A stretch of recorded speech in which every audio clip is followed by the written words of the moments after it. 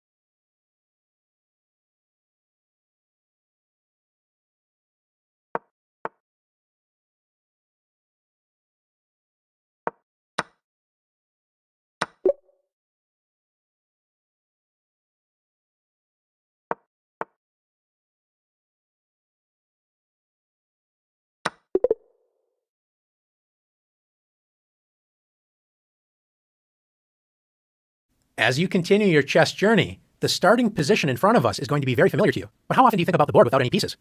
When you take a look at a blank chessboard, what comes to mind for you? Do you consider it a canvas with unlimited potential, the beauty just waiting to be discovered? Or perhaps you see 64 squares, 32 light and 32 dark. It's very important to become familiar with the chessboard. Specifically, the chessboard looks flat, and all the squares appear the same, but not all squares are created equally. Consider the center squares E4, D4, D5, and E5. These squares are the chess mountain, the highest point on the chessboard. You want to make sure you have your fair share of the chess mountain, or inner center, and the best way to do that is planting flags, or pawns, in the center of the board. You're claiming E4 as your territory on the mountain. Black will often play E5, doing the same thing. The square surrounding the chess mountain, or inner center, is what we call the outer center. You can consider the outer center as the chess hill, not as high as the chess mountain, but still elevated above all the other squares. When we think about developing our pieces, think about the chess mountain and hill, or inner center and outer center. We want to develop our forces to help control these critical squares. Now that we have a general idea of where we want to place our pieces, let's return white's pieces to the starting squares. Let's pretend for a moment that we can only move 2 pawns and the rest of our pieces only once. Where would you develop your forces? Thinking about the chess mountain, or inner center, we don't have to hesitate to play E4 and D4. Knights love to jump into the outer center and help control the key central squares with knight F3 and knight C3. Bishops love open diagonals, so bishop C4 and bishop F4 are natural squares for these pieces. Take a look at all of the squares these bishops control in enemy territory. Castling has a very important role in our development. For this exercise, let's consider castling as the king move. White's king wisely evacuates the center and now has 3 loyal pawns protecting it. Castling also allows us to bring our rook into the action, especially helping control the center, with a move like rook E1. Now we only have our queen and rook on A1 to move. White's queen can be well placed on E2 or D2. Let's move the queen to D2. Now white's rooks are connected, and white's queen backs up the dark square bishop, supercharging that diagonal. Finally, we would complete our development with rook A to D1. Notice our 2 central pawns, knights, and bishops are all in the inner and outer center. White's major pieces, the queen and 2 rooks, help support the center, so in the future, white can start advancing pawns up the board. Of course, this is only a dream scenario, and our opponent certainly has something to say about this. So what does the position look like when both sides are following this strategy, activating their pieces and controlling these key squares? Let's take a look. This is a very typical opening position, and notice the balance of the forces. Both sides have pawns in the inner center, controlling their fair share of space. Both sides have castled their king to safety, and the knights and bishops are all controlling key squares in the center. With all this in mind, let's have some fun and see development in action. How important is it to develop our pieces to safe, active squares where they work together in harmony? When one side follows this advice and the other side ignores it, we'll soon find an answer. After E4, E5, knight F3, white combines development with attack. Black's most popular and flexible move is knight C6, developing a piece toward the center and protecting the E5 pawn. Instead, black plays D6. Is this a good move for black? It depends on which bishop you ask. Black's light squared bishop enjoys a newly open diagonal, but black's dark squared bishop isn't exactly thrilled that it's blocked by its own pawn on d6 and cannot enter the action in the center. Although this move isn't bad, black's dark squared bishop will have to accept a more passive role than we would prefer. White's bishop on the king side has no such worries after bishop c4, where it controls key central squares and is pointing directly at black's weak f7 pawn. Black decides to develop the knight on b8. What is the best square for this piece? If black plays knight a6, when a knight moves to the edge of the board, a famous saying is, a knight on the rim is dim. Black's knight only controls 4 squares, and none of them are squares in the inner center. Let's compare the last move with knight c6. Developing the knight toward the center with knight c6 is the best square for this piece. It controls both e5 and d4, key central squares, and controls a total of 8 squares, twice as many as it controlled on the edge of the board. Black selected a third option and played knight d7. The knight only protects the e5 square in the center, so it's less active, and now black's light squared bishop cannot move. White continues to demonstrate positive development with knight c3. And once again, black makes a passive knight move with knight e7. Instead of working together, black's pieces are standing in each other's way. Notice that both of black's bishops cannot move, which means the knights would have to move again in order to free the natural diagonals for the bishops, wasting more time. Time is not on black's side, and white punishes black's poor development immediately with knight g5. Notice how white's pieces are working together. The knight on g5 joins the light squared bishop in attacking the weak f7 pawn. White's knight on c3 and pawn on e4 join the light squared bishop in protecting the key d5 square, which means if black plays the best move in a bad position, d5, white can simply capture the pawn and win material. Instead of blocking this dangerous diagonal with d5, black decides to play f6, turning the position from bad to completely losing. What would you play as white? You may notice that the queen on d8 is trapped, so you could actually win this piece with knight e6 or knight f7. But is there an even stronger move to play? If you found bishop f7, checkmate, great job. The king cannot capture the bishop as it's protected by the knight on g5. Black's pieces smother its own king, so it's game over. Now that you've learned the importance of developing your pieces rapidly toward key central squares and using your pieces to work together as a team, you're ready to show off your skills in the challenges.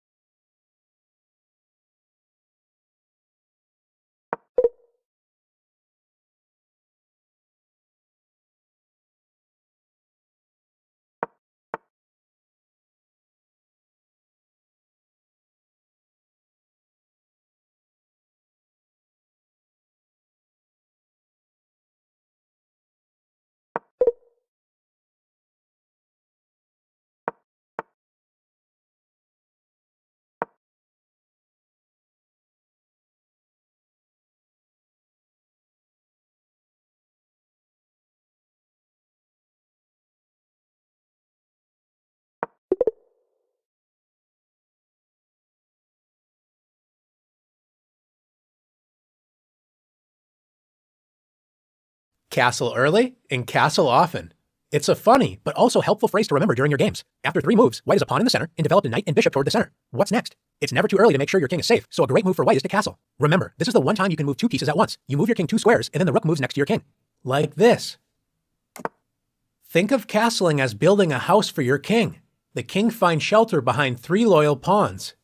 So it isn't easy for your opponent to tear down your defenses. The other great thing about castling is it answers a question you might be wondering. How do I bring my rooks into the game? Castling allows your rook to move toward the center, where it can enter the action. If you were black in this position, what would your plan be? Castle early and castle often. How can black prepare castling? That's right. Let's move our knight into the action and control the center with knight f6. Preparing to castle and threatening white's pawn on e4. After white protects the e4 pawn with a move such as d3, the house has been built for black's king. Let's move it in with castling. Both sides have safe kings thanks to castling, and each of the rooks used for castling are excited to enter the game in the center. Is castling really that important? Since our opening strategy should be to control the center, actively develop our pieces to help support the center, and castle our king to safety, we definitely do not want our king to sit in the center of the board where most of the action usually takes place. In this position, white is castled, but black's king is sitting on a central file which is wide open. With white to move, we can see our rook enter the action with rook e1 check. Rooks love open files, especially files leading to the enemy king. Notice black's king cannot escape the center, as white's bishop controls its escape square. Black could block the check with the bishop, but white would simply capture that bishop, and once again black's king would be in check. Black's only other move is queen e7. Blocking the check, but now black's queen is in danger. Since white has 2 attackers, the bishop and rook, and black only has 1 defender of the queen, the king, white can play rook takes e7 check, winning black's queen and checking black's king. Notice black's king cannot capture the rook, as then black's king would be in check. Black would love to castle the king to safety, but since you can't castle out of check, black has to settle for a move such as king d8. Notice black's rooks are not connected, so they cannot work together, and black is down an entire queen. Now that we learned how much rooks love castling as they can enter the action in the center, would you believe white has an even stronger way to take advantage of black's exposed king? Instead of winning the queen with the awesome rook check, we can actually checkmate black's king in the center of the board. How is this possible? Our path to victory begins with delivering a check with our most powerful piece, queen to e2 check. Once again, black's king cannot move as white's bishop prevents its escape, so after queen e7, using our queen as an attacker with the bishop as a helper, we can play queen takes e7, checkmate, capturing black's queen, attacking the king, and covering all of the escape squares. The bishop is the helper piece because it protects white's queen, meaning that black cannot capture the queen, so the game is over. Let's look at one last example together. Sometimes we do our best to castle early, and it just doesn't work out as planned. Don't worry, it happens to all of us. The most important thing is not to dwell on the past, but focus on what you can do now and build a better future. White is down a pawn, and black is threatening to capture our rook on h1. To make matters worse, our king is still in the center, and black's rook that was used for castling is lined up with our king. Not a good sign. What is white to do? How can we move our king to safety and protect our rook on h1 at the same time? That's right, we can castle queenside. Our king has escaped the dangers of the center, and now the rooks are connected, protecting each other on the first rank.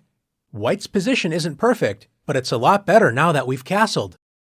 You've done a great job exploring the importance of protecting our king by castling. Now let's castle early and often in the challenges.